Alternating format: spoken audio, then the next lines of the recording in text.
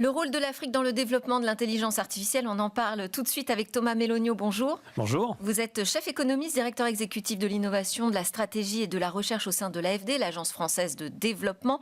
Je voulais déjà qu'on fasse un point quand même ensemble sur cette AFD, sa mission, son mode de fonctionnement, parce qu'il y a eu beaucoup de polémiques, notamment sur le réseau social X, avec des critiques, des infox aussi sur l'aide de l'AFD. On prendrait dans la poche des Français, on donnerait de l'argent à la Chine. Expliquez-nous, faites-nous une petite mise au point rapide sur le fonctionnement de l'émission. Alors l'AFD, c'est une agence et une banque publique qui agit sur 3 catégories de territoires dans les outre-mer français pour soutenir par exemple les collectivités locales, ça c'est une chose. L'AFD est très présente dans les pays émergents, notamment pour réduire le changement climatique ou préserver la biodiversité. Dans les pays émergents, l'AFD intervient sous forme de prêts et donc on va facturer un taux d'intérêt qui va même dégager un excédent, mais en servant des causes communes qui intéressent la France et les pays émergents. Ça c'est dans les pays émergents, c'est une action qui en fait rapporte de l'argent. Dernière chose, l'AFD... C'est une banque. L'AFD dans les pays émergents est une banque, donc c'est comme la BNP ou la Société Générale, c'est pas une fonction caritative, mais on trouve des intérêts mutuels avec des pays émergents, en particulier dans le domaine climatique ou économique. Il y a des intérêts français qui peuvent être liés. Et puis l'AFD intervient aussi dans les pays les plus pauvres, cette fois-ci sous forme de dons. Quand on travaille au Sénégal, au Togo ou au Bénin, on peut faire des projets sous forme de dons, là, pour des causes les plus sociales. Et dans ce cas-là, c'est une mission de solidarité qui, en effet, a un coût pour les contribuables. Ça, c'est le coût de la solidarité, c'est parfaitement assumé. Bon, je pense que c'est très clair. Maintenant, je voudrais qu'on arrive au sujet qui m'a intéressée. Au moment du sommet de l'intelligence artificielle qui s'est tenu à Paris, l'AFD a été présente avec un sujet autour, notamment d'un projet avec le Sénégal. Mais ce que j'entends surtout, c'est que l'Afrique joue un rôle aujourd'hui important, vous dites même crucial, dans l'IA. Pourquoi ? Alors plusieurs choses. D'abord, c'est vrai que pendant le sommet IA à Paris, qui je crois a été un grand succès, et une importante présence africaine, parce que je crois qu'ils partagent avec l'Europe une ambition qui n'est de ne pas être seulement des consommateurs de produits IA produits ailleurs, mais aussi de participer à la production et d'avoir des applications qui peuvent servir le continent. Donc on a eu un nombre très important de ministres du numérique africains qui sont venus à Paris avec cette volonté de développer des produits spécifiques. Alors aujourd'hui, il y a eu plusieurs choses. Il y a eu des travailleurs africains qui ont participé à la constitution de gros modèles, par exemple en taguant des données, mais ça c'est une fonction, je dirais, qui est peut-être pas stratégique. En revanche, ce qu'on voit émerger... C'est plutôt les ouvriers du numérique. Ça c'est plutôt les ouvriers du numérique, il y a d'ailleurs beaucoup de débats éthiques sur cette utilisation. Mais précisément, je pense que l'Afrique ne veut pas être cantonnée dans une sorte de prolétariat numérique. Ça c'est une première chose.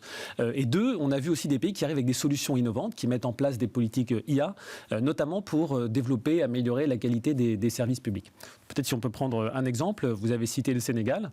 Avec le gouvernement du Sénégal, on a et l'ONG Bibliothèques sans frontières, mis en place des contenus qui sont en partie produits d'ailleurs à partir d'IA pour améliorer la qualité des enseignements.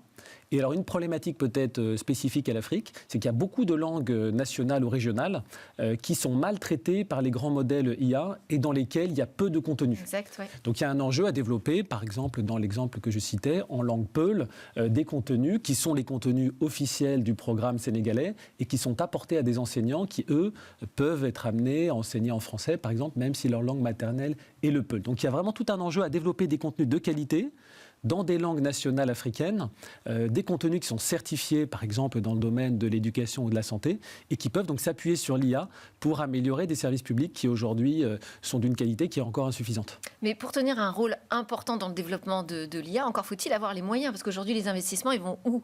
Ils se passent aux États-Unis, ils se passent en Europe aussi, en Asie, en Afrique. Alors c'est vrai que les très gros investissements qu'on a pu voir ces dernières années, les plusieurs milliards de dollars par exemple dans les grands modèles, ça c'était aujourd'hui pas accessible, en tout cas jusqu'à récemment sur le continent africain. Bon, il y a eu quand même le choc DeepSeek qui montre qu'aujourd'hui des modèles moins coûteux, peut-être plus spécialisés peuvent être développés. Et je crois que c'est un positionnement qui est intéressant, d'ailleurs à la fois pour l'Europe, où il n'y a pas non plus des investissements majeurs, en tout cas pas dans les mêmes montants qu'aux États-Unis, et également dans le continent africain, avec plutôt des couches applicatives sur les gros modèles, mais pour répondre à des besoins spécifiques. Donc ça peut être dans l'éducation, ça peut être dans la santé.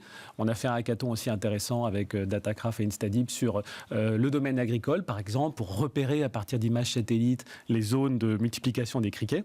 Donc il peut y avoir comme ça des usages spécialisés, mais qui ont une forte utilité dans le contexte africain. Mais là, la mission de l'AFD, alors c'est quoi précisément dans ce cas du développement de l'IA en Afrique? Donc c'est travailler sur des cas d'usage, avoir de l'investissement aussi, ou faire des prêts, enfin, comment vous opérez? Alors en effet, il y a plusieurs catégories d'intervention. Il y aura besoin en Afrique de data centers, d'infrastructures, de câbles sous-marins par exemple. Donc ça, c'est un domaine dans lequel on va intervenir plutôt par des investissements, en prêt ou en capital. La deuxième chose, on a fait une étude avec des collègues, notamment Peter Haddo, Anastasia Tayeb, pour identifier les drivers de l'IA sur le continent africain. Et à vrai dire, c'est un peu les mêmes que dans le monde. Il y a aussi besoin de produire plus de talents. Donc là, ça peut être le soutien à des écoles d'ingénieurs, des gens qui vont travailler sur les métiers de la data science. Donc ça, c'est extrêmement important. Et puis, on va avoir besoin que les gouvernements développent des politiques data de qualité, certifiées. Ça, c'est encore je dirais un nouveau type d'intervention. Notre filiale Expertise France a travaillé avec le Sénégal, par exemple, qui a mis en place une politique IA. Donc ça, c'est pour savoir... stratégie nationale. Stratégie nationale, comment est-ce qu'on produit de la donnée, comment est-ce qu'on la rend accessible, comment est-ce qu'on protège les consommateurs. Donc ça, c'est encore un troisième type d'intervention, en plus de l'infra, des talents. Je dirais, il y a la gouvernance et la production de data qui vont être un champ d'investissement. Merci beaucoup Thomas Melonio. Je rappelle que vous êtes chef économiste de l'AFD, directeur exécutif de l'innovation, de la stratégie et de la recherche. Merci pour vos éclairages. Merci.